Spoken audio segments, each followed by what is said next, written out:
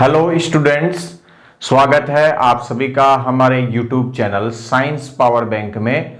और मैं आपके लिए आज लाया हूं जनरल साइंस का लेक्चर नंबर 3 जिसमें हम पढ़ेंगे पदार्थ में अवस्था परिवर्तन। और इसमें हम देखेंगे कि किस प्रकार से जो ठोस है वो द्रव में बदलता है, उस प्रोसेस को क्या कहते हैं। द्रव ठोस में बदल रहा है, द्रव गैस में बदल रहा है, गैस द्रव के अंदर बदल रही है, ठोस सीधा गैस में बदल रहा है या गैस ठोस में बदल रही है, और क्वथनांक क्या होता है, गलनांक क्या होता है, कैसे डिग्री सेंटीग्रेड को फारेनहाइट में चेंज करें। तो बने रहिए वीडियो में अंत तक। आइए शुरू करते हैं पदार्थ में अवस्था परिवर्तन। तो पदार्थ में अवस्था परिवर्तन में हम देखें यहां पर, जैसे हम किसी ठोस पदार्थ को, जब ठोस को हम क्या करेंगे, जब ठोस को हम गर्म करेंगे, इसको उष्मा देंगे यानी गर्म करने पर, ठोस को गर्म करने पर ये बदल जाता है द्रव के अंदर, ठीक है। और द्रव को जब हम गर्म करते हैं तो बदल जाता है गर्म करने पर, द्रव को गर्म करने पर बदल जाएगा गैस के अंदर, ठीक है। या इसको वाष्प भी हम कहते हैं, इसकी वाष्प। और जब इस गैस को हम ठंडा करेंगे तो इसको हम ठंडा करेंगे, ठंडा करने पर ये किसके अंदर बदल जाएगी, द्रव के अंदर। और द्रव को अगर ठंडा करेंगे हम तो क्या किस में बदलेगा, ठंडा करने पर ये बदल जाएगा ठोस के अंदर, ठीक है।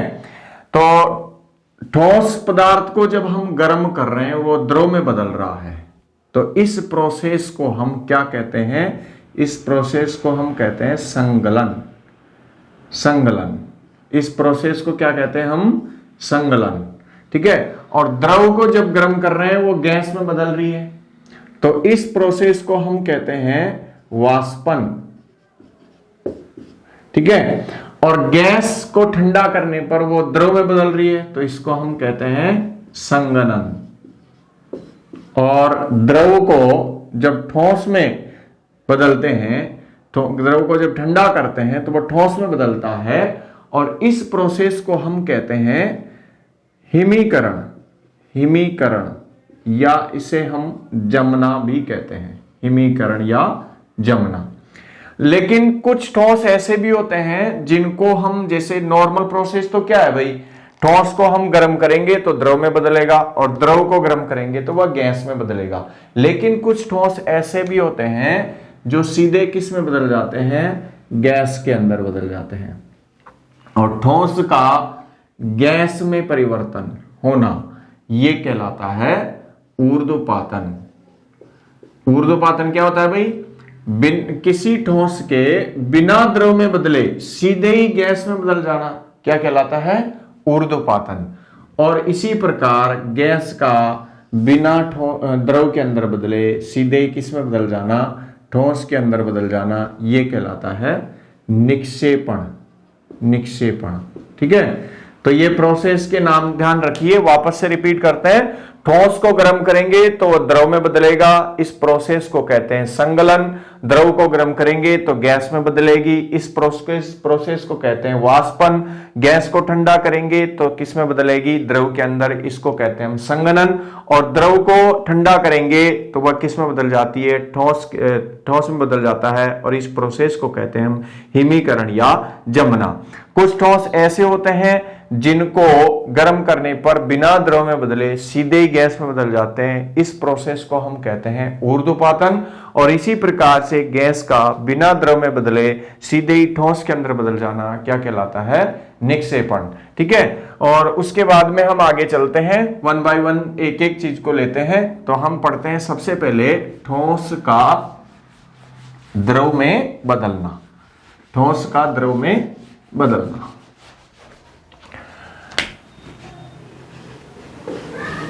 ठोस का द्रव में बदलना, ठोस का द्रव में बदलना। जैसे अपने पास में कोई ठोस पदार्थ है, तो ठोस पदार्थ के पार्टिकल्स कैसे होते हैं, ठोस पदार्थ के पार्टिकल्स ऐसे बिल्कुल पास पास पास पास। ठोस पदार्थ के कण कैसे होते हैं, ऐसे बिल्कुल पास पास होते हैं। ये बिल्कुल पास पास कण होते हैं ठोस पदार्थ के। ठीक है, जब इसको हम गर्म कर रहे हैं तो गर्म करने पर इन कणों की गतिज ऊर्जा बढ़ेगी और ये कण गतिज ऊर्जा पाकर के कंपन करने लग जाएंगे और दूर दूर चले जाएंगे। तो द्रव में जो कण होते हैं वो थोड़े से दूर दूर हो जाते हैं, ऐसे होंगे कण द्रव के अंदर। इसके द्रव को हम बता रहे हैं यहां पे, इस प्रकार से कण होंगे। तो गतिज ऊर्जा पाकर के कण कहां चले गए, दूर दूर चले गए और दूर दूर जाने की वजह से क्या बदल गई, द्रव अवस्था में। जो ठोस है वो किस में बदल गया भाई, द्रव अवस्था के अंदर। ठीक है, तो हम अगर बात करें तो एक जो ठोस अगर द्रव में बदला है तो किसके कणों के अंदर ऊर्जा ज्यादा है, तो हम कहेंगे द्रव के कणों के अंदर ऊर्जा ठोस के कणों की तुलना में ज्यादा होती है।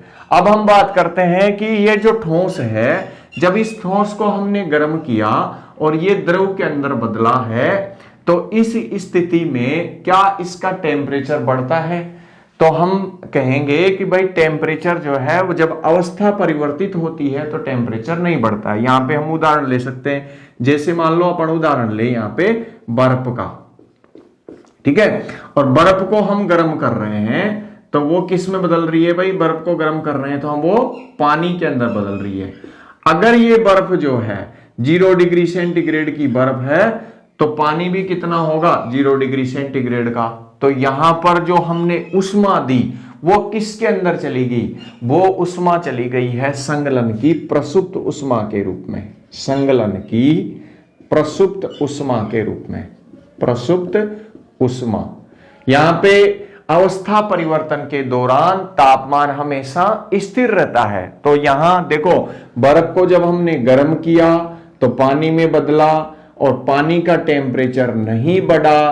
क्यों नहीं बढ़ा, क्योंकि यहां जो हमने एनर्जी दी है वो संगलन की प्रसुप्त उष्मा के रूप में प्रयुक्त हो गई है। अब हम बात करेंगे कि भाई ये संगलन की प्रसुप्त उष्मा क्या होती है, तो संगलन की प्रसुप्त उष्मा, प्रसुप्त उष्मा। अब इसके लिए हम क्या लेते हैं, इसकी डेफिनेशन देखो, 1 किलोग्राम जो ठोस है उसको 1 एटीएम, एटीएम का मतलब हो गया एटमॉस्फेरिक प्रेशर, वायुमंडलीय दाब। तो 1 किलोग्राम ठोस को 1 वायुमंडलीय दाब पर ठोस से किस में बदलने के लिए, द्रव में बदलने के लिए जितनी ऊर्जा की आवश्यकता होती है, जितनी उष्मा की आवश्यकता होती है उसको हम क्या कहते हैं, संगलन की प्रसुप्त उष्मा। 1 किलोग्राम ठोस को 1 वायुमंडलीय दाब पर द्रव में बदलने के लिए जितनी उष्मा की आवश्यकता होती है उस उष्मा को कहते हैं हम संगलन की प्रसुप्त उष्मा। फिर हम बात करते हैं यहां पे गलनांक क्या होता है भाई, गलनांक ठोस किस में बदल रहा है, द्रव के अंदर। तो गलनांक वह न्यूनतम ताप, ये न्यूनतम से न्यूनतम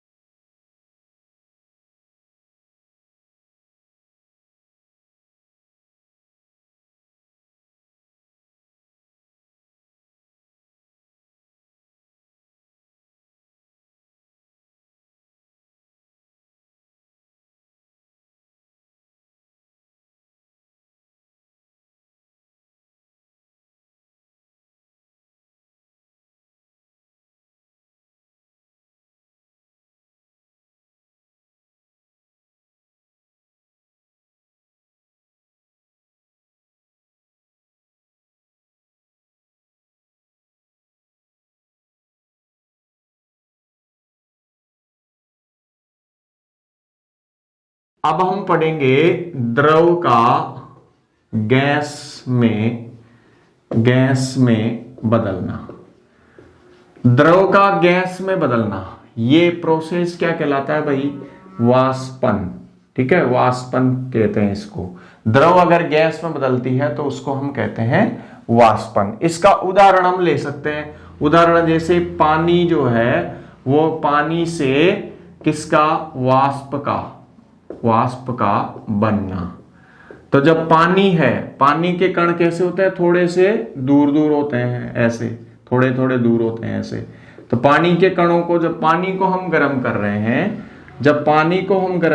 हैं, तो पानी के कणों की गतिज ऊर्जा बढ़ती है और गतिज ऊर्जा पाकर के कण दूर दूर चले जाते हैं, जिससे कण कैसे हो जाएंगे? ऐसे बहुत दूर दूर हो जाएंगे। और ये किस में बदल जाएगी भाई? ये बदल जाएगी गैस के अंदर। तो हमने इसको कह दिया भाई ये किसके अंदर बदल गई है? गैस के अंदर।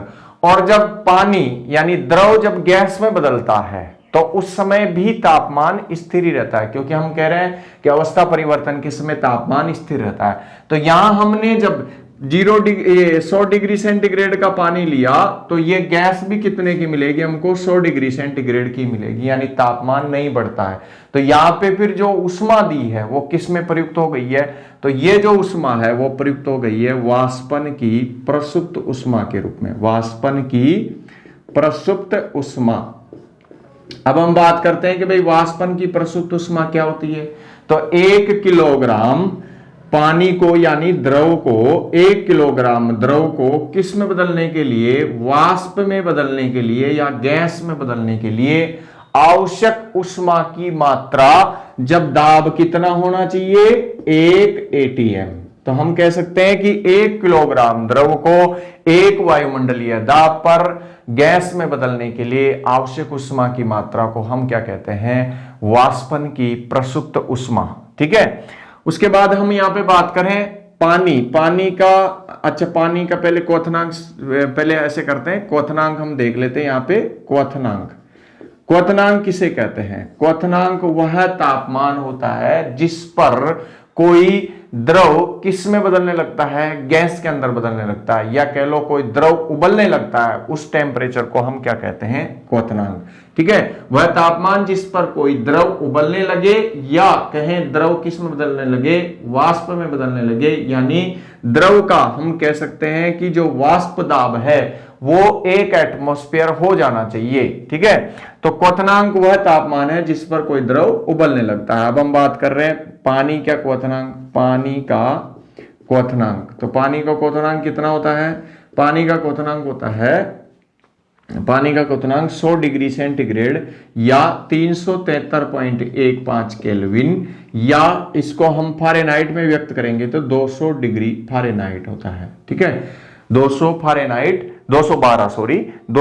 फारेनहाइट होता है, 100 डिग्री सेंटीग्रेड होता है, या 373.15 केल्विन होता है। यह हमने बात की द्रव का गैस में बदलना। उसके बाद में हम चलते हैं नेक्स्ट है हमारा ठोस का किसके अंदर बदलना? गैस के अंदर बदलना। ठोस का गैस में बदलना। ठोस का गैस में बदलना। देखो, जब किसी पदार्थ को हम उष्मा दें और वो द्रव के अंदर नहीं बदले और सीधा ही किस में बदल जाए? ठोस के अंदर, तो इस प्रोसेस को हम कहते हैं ऊर्ध्वपातन। ठीक है, और ऊर्ध्वपातन कौन दिखाता है? इसका उदाहरण है नौसादर व कपूर। इसके उदाहरण क्या है? नौसादर व कपूर। अब दूसरा, अगर यहां पे गैस किस में बदल जाएगी? गैस किस में बदलेगी? गैस का ठोस में बदलना। गैस का ठोस में बदलना क्या कहलाता है भाई? गैस का ठोस में बदलना कहलाता है निक्षेपण। तो जब कपूर की वाष्प है या जो नौसादर की वाष्प है उसको अगर हम ठंडा करेंगे तो वो सीधे किसमें? ठोस कपूर के अंदर बदल जाएगी, और इस प्रोसेस को हम कहते हैं निक्षेपण। गैस का द्रव में बदलना। गैस का द्रव में बदलना, इस प्रोसेस को हम क्या कहते हैं? संघनन। जैसे इसका उदाहरण हम देख सकते हैं, जैसे मान लो फ्रिज में से हम बोतल को निकाल करके, पानी की बोतल को हम बाहर रख देते हैं, तो उसकी बाहरी वो सतह के ऊपर पानी आकर के जमा हो जाता है। कहां से आया पानी?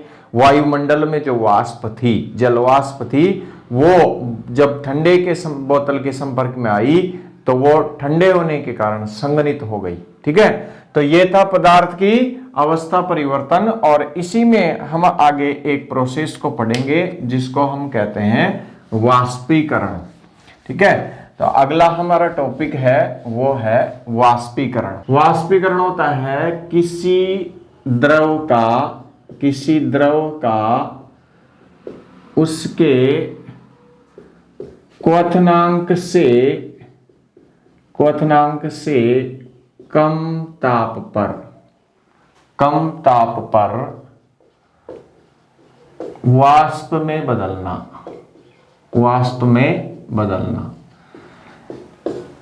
जैसे अपन यूं मान के चले कि जैसे कोई भी द्रव है वो कमरे के ताप पर भी वाष्पित होता रहता है। जैसे आप किसी कटोरे के अंदर पानी रख दिए थोड़ा सा, तो कुछ दिनों के बाद में आप देखेंगे कि वह पानी उसमें पूरी तरीके से सूख जाता है। तो कहां पे गया पानी? वो पानी जो है उसके क्वथनांक तक तो हमने गर्म किया ही नहीं, लेकिन क्वथनांक से कम तापमान पर भी द्रव वाष्पित होता रहता है। इसको हम क्या कहते हैं? वाष्पीकरण। अब हम यहाँ पे पढ़ेंगे कि भाई वाष्पीकरण जो है उसको कौन कौन से कारक प्रभावित करते हैं। तो इसको हम पढ़ेंगे, वाष्पीकरण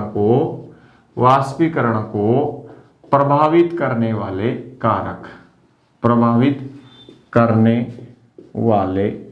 कारक। जैसे हम बात करते हैं कारकों की, तो सबसे पहला कारक लेते हैं हम सतही क्षेत्रफल। देखो, सतही क्षेत्रफल अगर ज्यादा होगा, सतही क्षेत्रफल अगर बढ़ेगा तो वाष्पीकरण भी क्या होगा? वाष्पीकरण भी बढ़ेगा।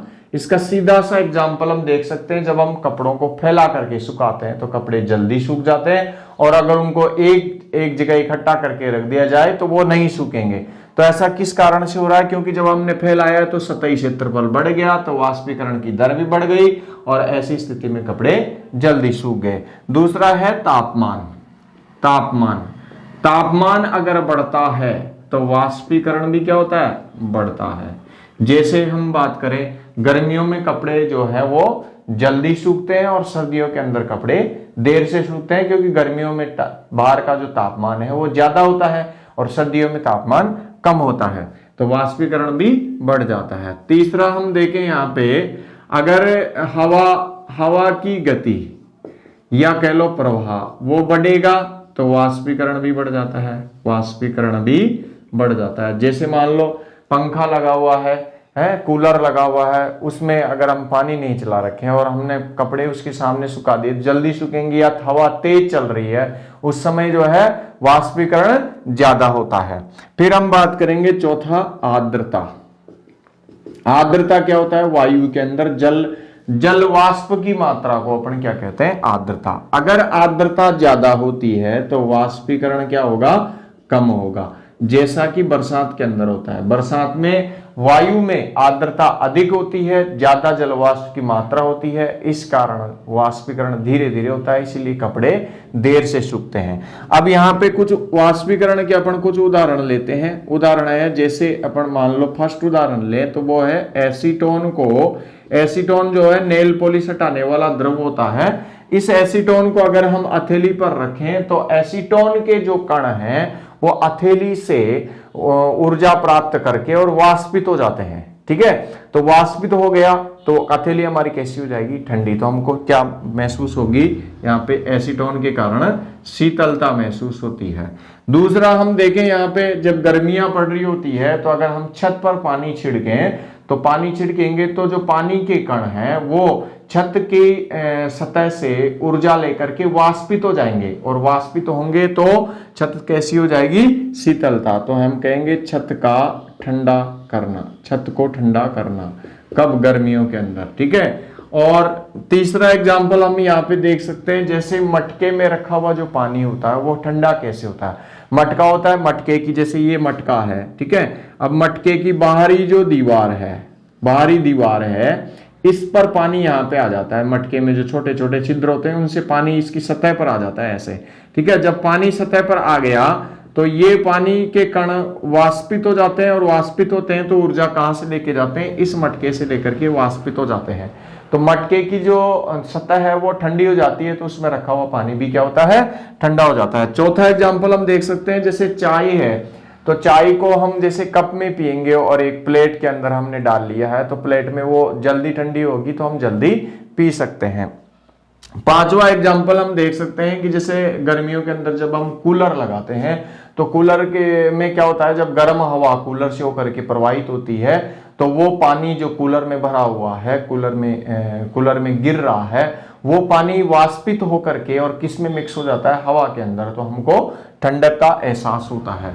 तो ये था वाष्पीकरण। और अब हम देखते हैं कि भाई तापमान का परिवर्तन किस प्रकार से, तापमान को हम डिग्री सेंटीग्रेड से फ़ारेनहाइट में या डिग्री केल्विन के अंदर बदल सकते हैं। तो हम देखेंगे तापमान का परिवर्तन। तापमान का परिवर्तन, तापमान का परिवर्तन। तापमान को हम पहले देख रहे हैं, डिग्री सेंटीग्रेड को केल्विन में बदलना। ये डिग्री सेंटीग्रेड और केल्विन क्या होते हैं भाई, ये तापमान को मापने के पैमाने होते हैं। लेकिन अगर हम बात करें तापमान की एसआई यूनिट, तो इसकी तापमान की एसआई यूनिट क्या होती है, तापमान की एसआई यूनिट होती है केल्विन, ठीक है। तो डिग्री सेंटीग्रेड को हम केल्विन में कैसे बदलें, उसके लिए सूत्र होता है degree centigrade kelvin is equal two degree centigrade plus 273। Degree centigrade में जो तापमान है उसमें अगर हम 273 जोड़ देंगे तो हमको तापमान किसके अंदर मिल जाएगा, केल्विन के अंदर। जैसे हम यहाँ पे उदाहरण लेते हैं, जैसे हम उदाहरण लें यहाँ पे मानव शरीर का तापमान, मानव शरीर का तापमान वो डिग्री सेंटीग्रेड में कितना होता है, ये होता है 37 डिग्री सेंटीग्रेड। इसको हम बदलना चाहते हैं किसमें, केल्विन में है, तो हम यहाँ पे केल्विन में कैसे बदलेंगे, degree centigrade plus 273। Degree centigrade में तापमान कितना है 37 प्लस 273, इसको हम ऐड करेंगे, इसको जोड़ देंगे, तो जोड़ेंगे तो ये आ जाएगा 310 केल्विन। तो मानव शरीर का तापमान अगर केल्विन में पूछा जाए तो कितना होता है, 310 केल्विन। तो इस प्रकार से हम डिग्री सेंटीग्रेड को केल्विन में बदल सकते हैं। दूसरा हम बदले डिग्री सेंटीग्रेड को फ़ारेनहाइट में, फ़ारेनहाइट के अंदर, तो वो कैसे बदलेंगे, डिग्री सेंटीग्रेड को फ़ारेनहाइट में कैसे बदलें, उसके लिए सूत्र होता है डिग्री सेंटीग्रेड अपॉन 5 बराबर F-32 डिवाइडेड बाई 9, ठीक है। इस फॉर्मूले की मदद से बदलते हैं हम। उदाहरण यहाँ पे वही ले रहे हैं हम, मानव शरीर का तापमान, मानव शरीर का तापमान, मानव शरीर का तापमान कितना होता है 37 डिग्री सेंटीग्रेड, ठीक है। अब 37 को यहाँ पे रखो, 37/5 बराबर F-32 अपॉन 9।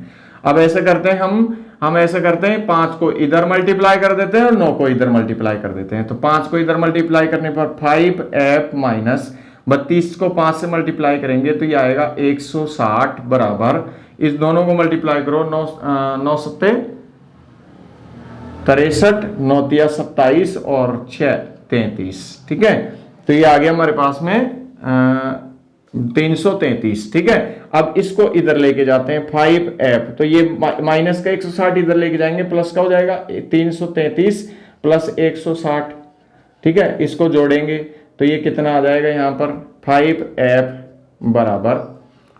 बराबर हो गया ये 3 और यहाँ पे 9 और 493। तो हम यहाँ पे ले लेते हैं इसको, 5F बराबर क्या आ रहा है 493, ठीक है। तो यहाँ पे F बराबर कितना आएगा 493/5, भाग देंगे इसके अंदर, 5 9 45, 4 बचेंगे यहाँ पे, ठीक है, 4 और 43 हो जाएंगे, 5 अंटे 40 और यहाँ पे बचेंगे 3 और दशमलव लगा देंगे तो जीरो लगाते ही कितने हो जाएंगे 30, 5 का 30। तो ये फारेनहाइट में टेम्परेचर हो गया 98.6 फारेनहाइट। तो हम कह सकते हैं मानव शरीर का जो तापमान है वो 37 डिग्री सेंटीग्रेड होता है और केल्विन 310 केल्विन होता है और फारेनहाइट में कितना होता है 98.6 फारेनहाइट। ठीक है, तो इस प्रकार से हम डिग्री सेंटीग्रेड को केल्विन में और डिग्री सेंटीग्रेड को फारेनहाइट में बदल सकते हैं। उल्टा हम फारेनहाइट को डिग्री सेंटीग्रेड में बदल सकते हैं। वैसे ही इन सूत्र की मदद से हम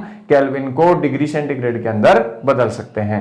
ठीक है, तो ये था जनरल साइंस का लेक्चर नंबर 3 और जिसमें हमने पढ़ा पदार्थ की अवस्था परिवर्तन और साथ में तापमान का परिवर्तन भी यहाँ पे हमने देखा है। आशा करता हूं आपको वीडियो अच्छा लगा होगा। जुड़े रहिए ऐसे ही और वीडियो प्राप्त करने के लिए। धन्यवाद।